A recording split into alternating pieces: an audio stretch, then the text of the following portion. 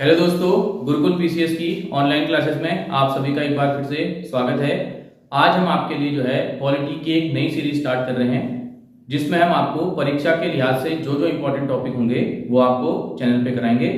इससे पहले हमने जो है एक टॉपिक पॉलिटी का ऑलरेडी किया हुआ है, संघ लोक सेवा आयोग वाला, प्लेलिस्ट में आप लोग देख लीजिएगा। ठीक, वीडियो शुरू करने से पहले आपको एक बहुत महत्वपूर्ण बात बताना चाहता हूं कि ये सब्जेक्ट आपका ऐसा है कि अगर आपके इसमें अपर पीसीएस में 15 क्वेश्चन आए हैं तो अगर आप 15 में से 12 करके आते हैं तो आप अपना पेपर एक तरीके से खराब करके आते हैं।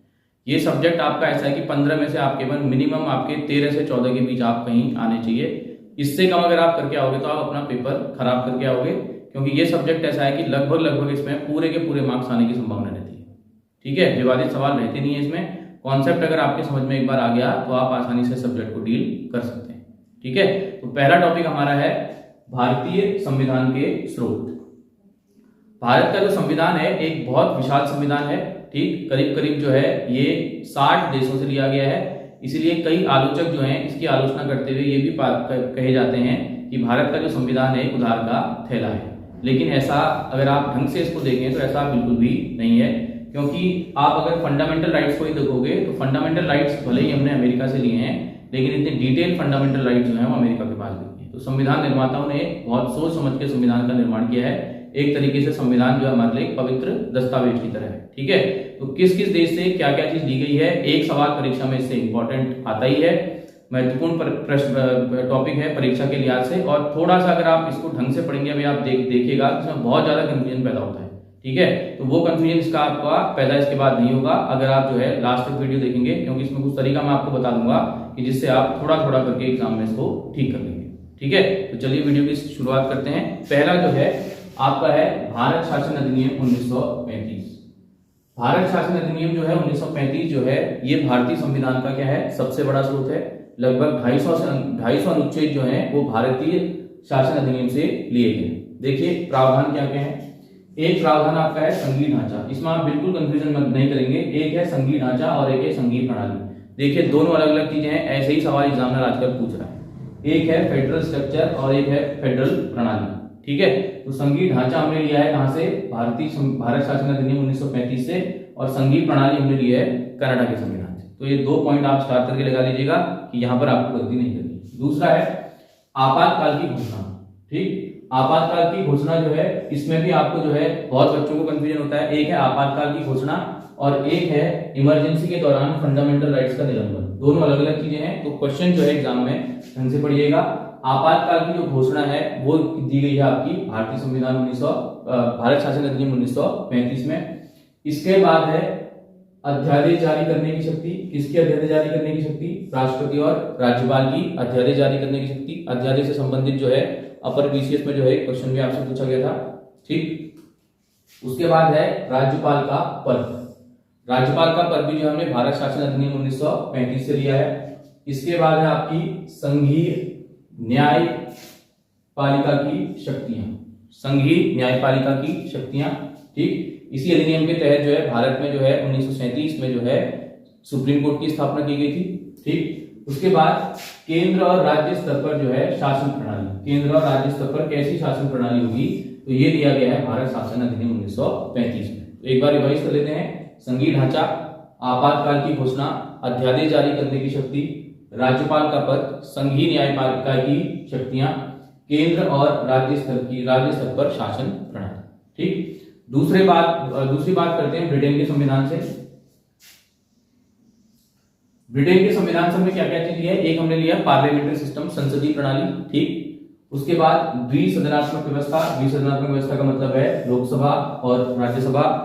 ठीक, राज्यों में विधानसभा और विधान परिषद। तो दोनों चीज हमने कहां से लिए, ब्रिटेन से लिए। उसके बाद हमने लिए है सिंगल सिटीजनशिप, एकल नागरिकता। इसी के साथ याद कीजिएगा एकहरी न्याय प्रणाली। ठीक, तो एकहरी न्याय पालिका और एकल नागरिकता, देखिए दोनों में एकल है, तो ये दोनों कहां से लिए हमने, ब्रिटेन से लिए। ये छोटी छोटी चीजें आपको एग्जाम में जो है बहुत हेल्प करती हैं।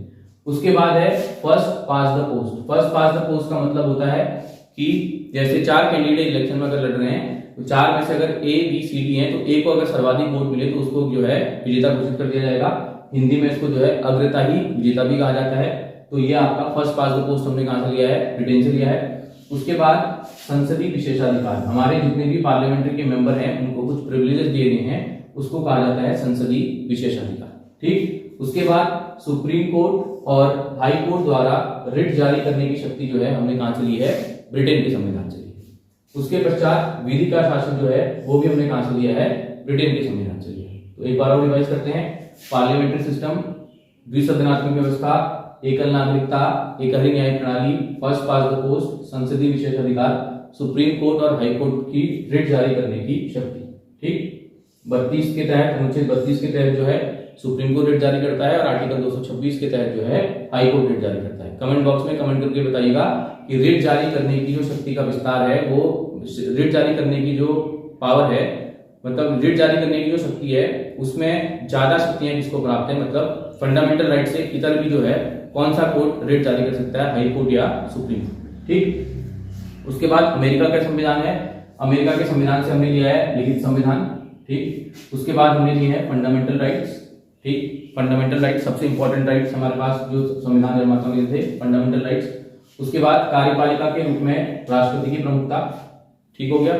उसके बाद राष्ट्रपति पर महाभियोग।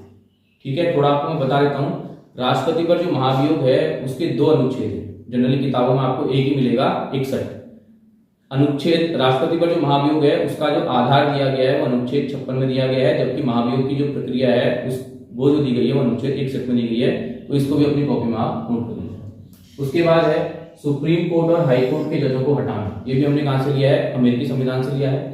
उसके बाद नेक्स्ट है राज्यसभा के सभापति के रूप में उपराष्ट्रपति का होना, ये भी हमने कहां से लिया है, अमेरिकी संविधान से लिया है। उसके बाद जुडिशियल रिव्यू, जुडिशियल रिव्यू का मतलब होता है कि न्यायपालिका जो है जजमेंट को रिव्यू कर सकती है, यानी जुडिशियल रिव्यू इसको कहा जाता है। उसके बाद न्यायपालिका की स्वतंत्रता, इंडिपेंडेंस ऑफ जुडिशरी। देखो न्यायपालिका में 3 चीजें हैं, एक तो ये वाला पॉइंट है, एक एकल न्यायपालिका है और एक न्यायपालिका की स्वतंत्रता। तो इन पॉइंट्स को जो है स्टार कर लेना। एग्जाम में अब बहुत तेज हो गया है एग्जाम में, क्योंकि उत्तराखंड में पेपर भी बहुत ज्यादा हो रहे हैं, पहले से पेपर भी नहीं होते थे। आप कल ही के अगर आप जो है समीक्षा अधिकारी मुख्य परीक्षा का पेपर देखोगे तो उसने बहुत ट्रिकी पेपर बना रखा है, बहुत कंफ्यूज कर रखा है उसने। तो इन चीजों को ध्यान रखना, जो चीजें आपको बताई जा रही हैं आपकी परीक्षा में जो है आपको बहुत हेल्प करेंगी। उसके बाद है public interest litigation, PIL। Justice Bhagwati और जस्टिस कृष्णा को जो है PIL का जन्मदाता माना जाता है भारत में। 1960 के दशक में जो है भारत में PIL जारी की गई थी। उसके बाद है उपराष्ट्रपति का पद। ठीक, उपराष्ट्रपति का पद भी हमने कहां से लिया है, अमेरिकी संविधान से लिया है। उसके बाद है ऑस्ट्रेलिया। ऑस्ट्रेलिया से हमने लिया है समवर्ती सूची, यानी कंकरेंट लिस्ट। 3 प्रकार की लिस्ट आपके संविधान में है, संघ सूची, राज्य सूची और समवर्ती सूची। ठीक, उसके बाद कोऑपरेटिव फेडरलिज्म, सहयोगात्मक संघवाद, ये भी हमने कहां से लिया है, आपका ऑस्ट्रेलिया से लिया है। और ये सहयोगात्मक संघवाद जो है आपके पिछले बार 2021 के लोअर PCS के मुख्य परीक्षा में लिखने को आया था। कोऑपरेटिव फेडरलिज्म के ऊपर जो है क्वेश्चन आपका 10 मार्क्स का पूछा गया था। उसके बाद है सेंट्रल स्टेट रिलेशनशिप, केंद्र और राज्यों के बीच जो है किस प्रकार के संबंध होने चाहिए, ये भी आपका जो है आपका ऑस्ट्रेलिया के संविधान से लिया गया है। उसके बाद संयुक्त बैठक, संयुक्त बैठक का प्रावधान हमने कहां से लिया है, ऑस्ट्रेलिया से लिया है। ठीक, उसके बाद उद्देशिका की भाषा, प्रियम्बल की जो लैंग्वेज है वो हमने कहां से ली है, ऑस्ट्रेलिया से ली है। उसके बाद व्यापार और वाणिज्य की स्वतंत्रता हुआ है, समानता लिखा मैंने, ठीक कर लीजिएगा, स्वतंत्रता। ठीक, इसमें आपको कुछ बिल्कुल एकदम नए पॉइंट में मिलेंगे। ठीक, तो एक बार ऑस्ट्रेलिया रिवाइज कर लेते हैं। आपका है कंकरेंट लिस्ट, कोऑपरेटिव फेडरलिज्म, केंद्र राज्य संबंध, संयुक्त बैठक, उद्देशिका की भाषा और व्यापार और वाणिज्य की स्वतंत्रता। नेक्स्ट है कनाडा। कनाडा से हमने लिया है संघीय प्रणाली, और संघीय प्रणाली भी हमने जो है कनाडा की संघीय प्रणाली को चुना है, अमेरिकी संघीय प्रणाली को हमने नहीं चुना है। ठीक है, क्योंकि हमारा जो केंद्र है उस समय परिस्थितियां ऐसी थी कि हमने सशक्त केंद्र की स्थापना की मांग की थी, तो वह आपका है संघीय प्रणाली। उसके बाद है रेजिडुअल पावर, यानी अवशिष्ट शक्तियां। अवशिष्ट शक्तियां आपकी है कनाडा के संविधान से ली गई। उसके बाद है, और अवशिष्ट शक्तियां हमने किसको दी हैं, केंद्र के पास। कुछ देखो, कुछ इशू डाले गए थे संघ सूची में, कुछ डाले गए थे राज्य सूची में, कुछ डाले गए थे समवर्ती सूची में, और कुछ विषय रख दिए गए थे कि भविष्य में अगर ऐसे विषय आएंगे तो उनमें कानून बनाने का अधिकार किसके पास होगा, केंद्र सरकार के पास। तो उसको कहा गया रेजिडुअल पावर या अवशिष्ट शक्तियां। ये कहां से ली हमने, कनाडा के संविधान से लिए। जैसे उसमें साइबर अटैक एक साइबर अटैक को लेकर के कोई साइबर अटैक जो था वो न संघ सूची में था, न राज्य सूची में था, संवर्धित सूची में था, क्योंकि उस समय जो है इस प्रकार की कोई व्यवस्था थी नहीं। तो उसमें कहा गया कि भविष्य में अगर कोई इस प्रकार का नई चीज आती है तो उसको रखा जाएगा आपका रेजिडुअल, यानी उसको रखा जाएगा आपका केंद्र के पास और उसको कहा जाएगा अवशिष्ट शक्तियां। उसके बाद है राज्यपालों की नियुक्ति। ठीक, यहाँ पर देखिए राज्यपाल का पद है, यहाँ पर है राज्यपालों की नियुक्ति। दोनों चीज अलग अलग है, ध्यान रखिएगा, पेपर में बहुत डाउट होता है इन चीजों में।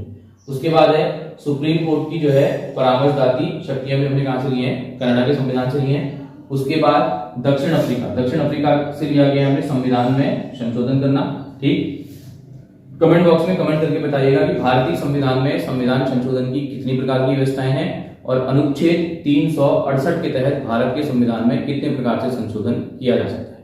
दोनों जो प्रश्न है परीक्षा के लिहाज से महत्वपूर्ण है। उसके बाद है राज्यसभा के सदस्यों का निर्वाचन।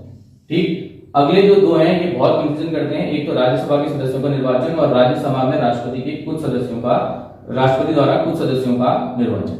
ये दोनों चीज आपके एग्जाम में बहुत कंफ्यूजन पैदा करती हैं। आपको मैं एक चीज बताऊंगा याद करने की, उससे आपको आसानी से याद हो जाए। ठीक, उसके बाद है आयरलैंड के संविधान से हमने लिया है डीपीएसपी, राज्य के नीति निर्देशक तत्व। ठीक, उसके बाद देखो राज्यसभा में राष्ट्रपति द्वारा कुछ सदस्यों का निर्वाचन। राष्ट्रपति कितने सदस्यों का निर्वाचन करता है राज्यसभा में? 12 सदस्यों का निर्वाचन करता है। अब देखो यहाँ पर देखो एक शब्द है आयरलैंड। लैंड करने का मतलब होता है पहुंचाना, लैंड करने का मतलब होता है पहुंचाना, यानी राष्ट्रपति जो है इन 12 लोगों को कहां लैंड करवा रहा है? राज्यसभा में। ऐसे करके याद करना, नहीं तो एक दक्षिण अफ्रीका और आयरलैंड वाला बहुत कंफ्यूजन करता है। ठीक है, तो दक्षिण अफ्रीका और आयरलैंड दोनों ढंग से देखिएगा। पहला आपका दक्षिण अफ्रीका में है संविधान संशोधन, राज्यसभा के सदस्यों का निर्वाचन।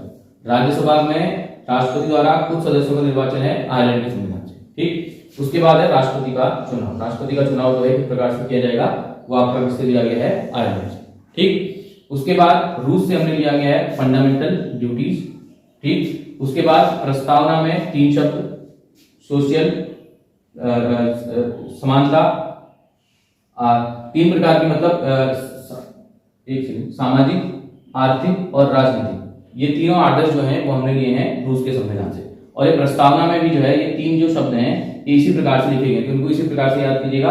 3 प्रकार के जो आदर्श हैं ये आपके लिए गए हैं रूस के संविधान से। उसके बाद फ्रांस के संविधान से हमने लिए हैं, फ्रांस के संविधान से प्रस्तावना में जोड़ा गया है स्वतंत्रता, समानता और बंधुत्व की भावना। ये 2 प्रश्न प्रस्तावना से संबंधित आते हैं कि प्रस्तावना में जो है ये 3 शब्द या 3 आदर्श जो हैं किस देश के संविधान से लिए गए हैं, और प्रस्तावना में ये 3 जो आदर्श हैं वो किस देश के संविधान से लिए गए। इसके बाद करते हैं जर्मनी के संविधान से।